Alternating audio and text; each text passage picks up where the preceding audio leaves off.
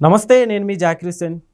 రాష్ట్ర వ్యాప్తంగా ఆర్థిక సంక్షేమం నెలకొంది. అయితే రెండు తెలుగు రాష్ట్రాల గవర్నమెంట్లు ఇప్పుడు జీతాల్లో సగం కట్ చేయాలన్నట్లుగా చూస్తున్నట్టు వార్తలు అయితే వస్తున్నాయి. దీని గురించి డిస్కస్ చేద్దాం.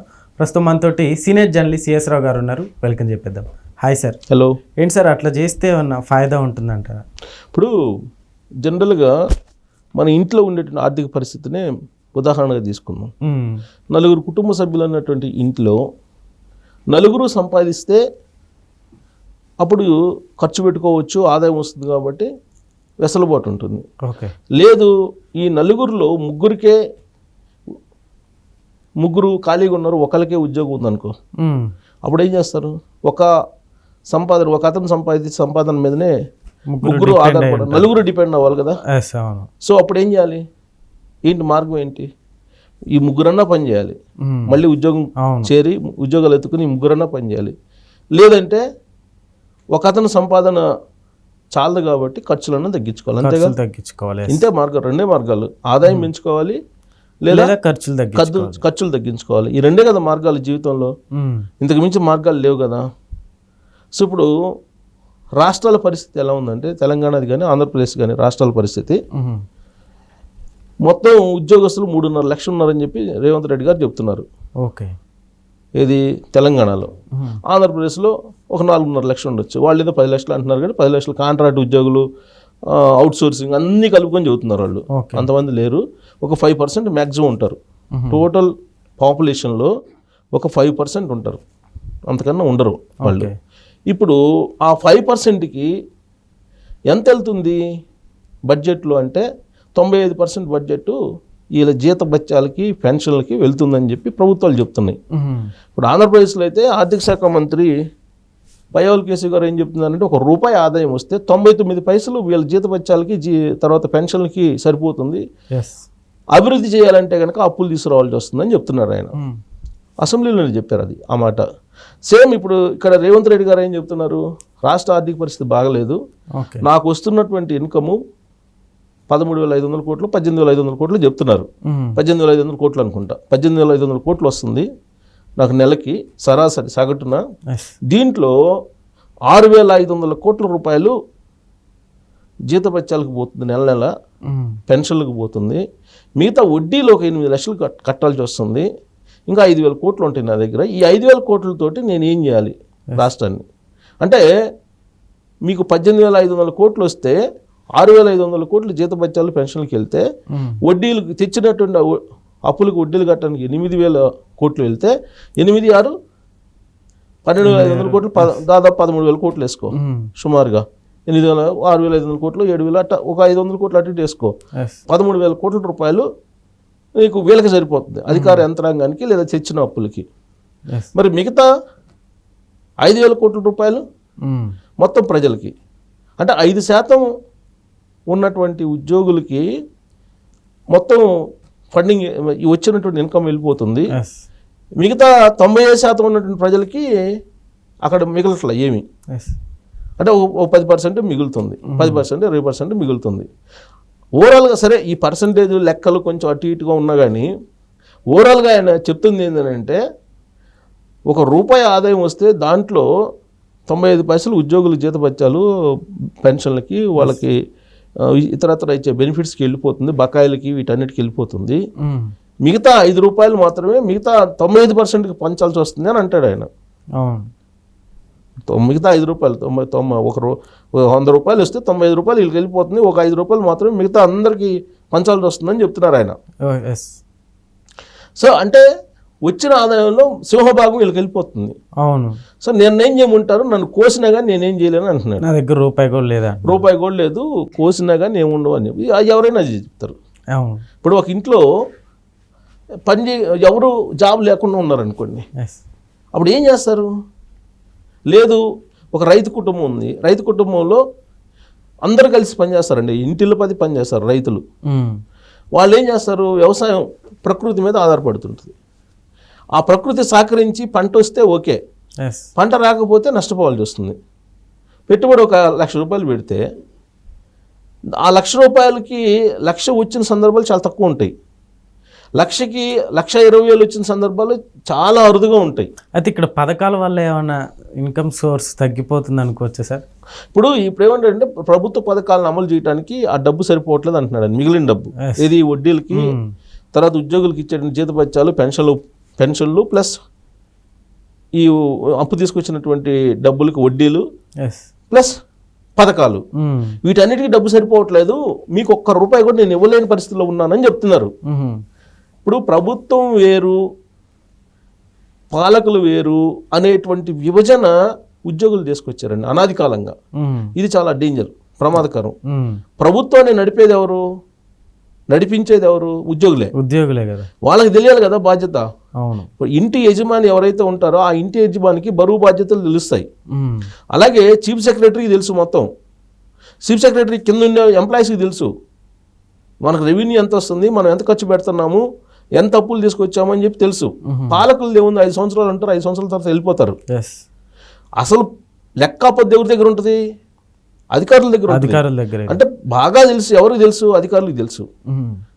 అలాంటప్పుడు ఇప్పుడు ఏంది, ఇప్పుడు వాస్తవ పరిస్థితి అధికారులు చెప్తేనే ముఖ్యమంత్రి వెల్లడించారు.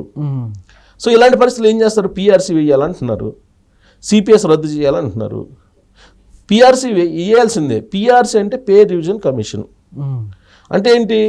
రాష్ట్రం యొక్క ఆర్థిక పరిస్థితి, రాష్ట్రం యొక్క వృద్ధి రేటు, తర్వాత రాష్ట్రంలో ఉండే తలసరి ఆదాయం, రాష్ట్రంలో ఉండేటువంటి ప్రజల హ్యూమన్ ఇండెక్స్ బెంచ్ మార్కు, తర్వాత వాళ్ళ ఆరోగ్య పరిస్థితులు, వీటన్నిటిని చాలా కొలమానాలు ఉన్నాయండి.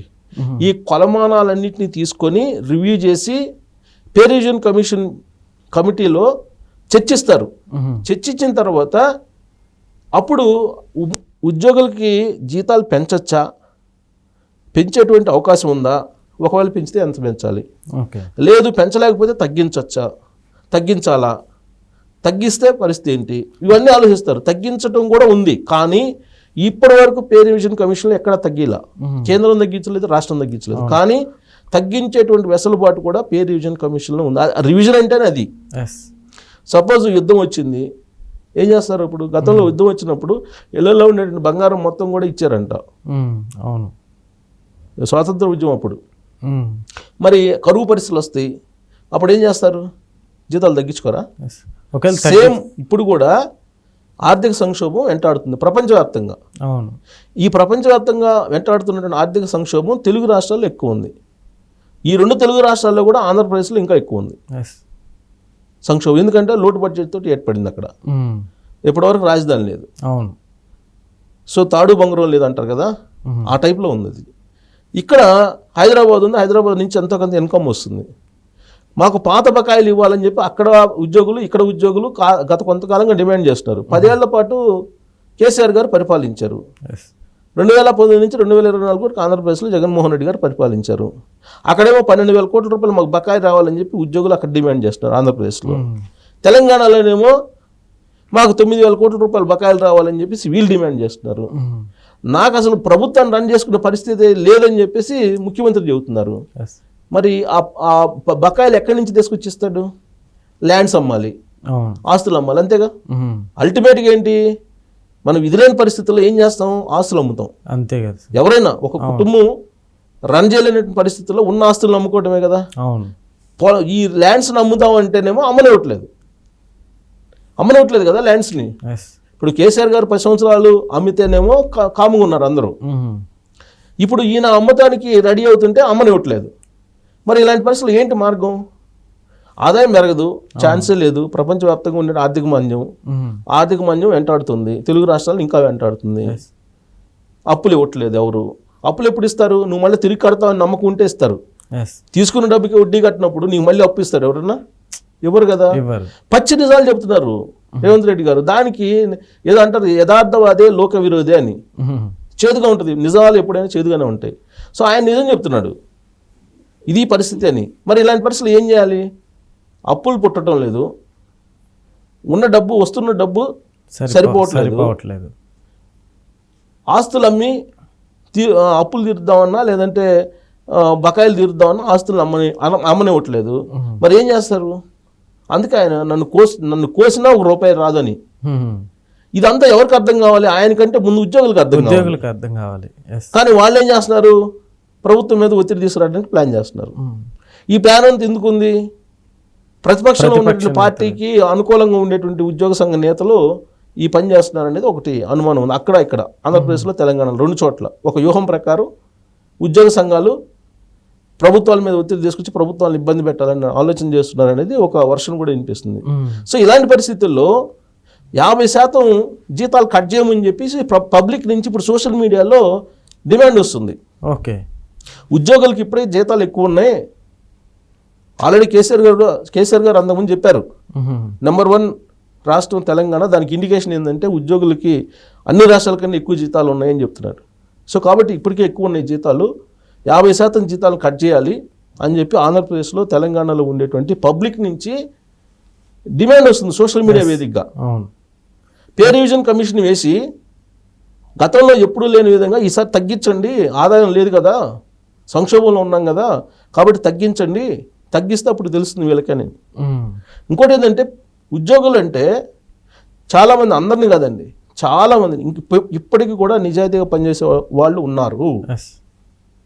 నేను ఉదాహరణ కూడా చెప్తున్నా. ఆంధ్రప్రదేశ్లో ఈ మధ్య ఒక ఫారెస్ట్ ఆఫీసర్ చనిపోతే అతను దహనం చేయడానికి ఇంటికి తీసుకొస్తే ఆ ఇల్లు రెంటెడ్ హౌస్ అతనిది. ఆ రెంటెడ్ హౌస్ వాళ్ళు ఓనర్ ఒప్పుకోలా.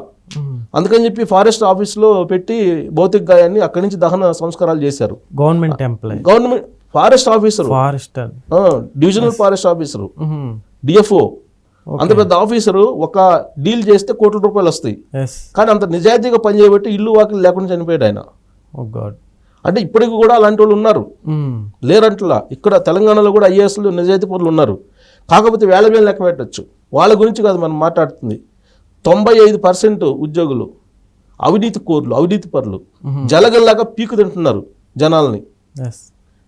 ఒకవైపు జీతాలు విపరీతంగా ఉన్నాయి, లక్షలు ఉన్నాయి జీతాలు. ప్రభుత్వం దగ్గర ఆదాయం లేదు, జీతాలు ఇచ్చే పరిస్థితి లేదు. ఇంకొక వైపు ఏమో అవినీతి పెరిగిపోతుంది.